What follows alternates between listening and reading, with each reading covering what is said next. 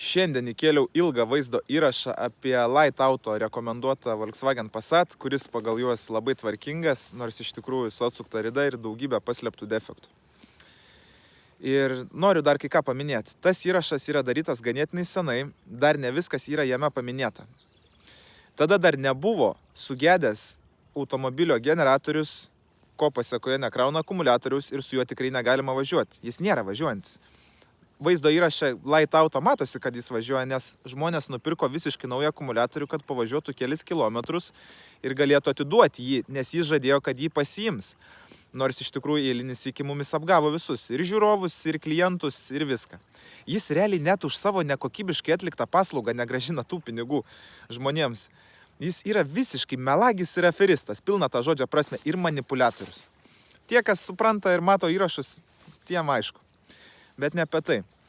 Kitas dalykas sako, tai kaip jis nevažiuojantis nuvažiavo ten kažkiek tų tūkstančių kilometrų. Tai jis nebevažiavo po tų kažkiek tūkstančių kilometrų. Ir mano defektinis aktas iškart po to buvo išrašytas. Jis ir tai meluoja. Arba nemoka skaityti defektinio akto.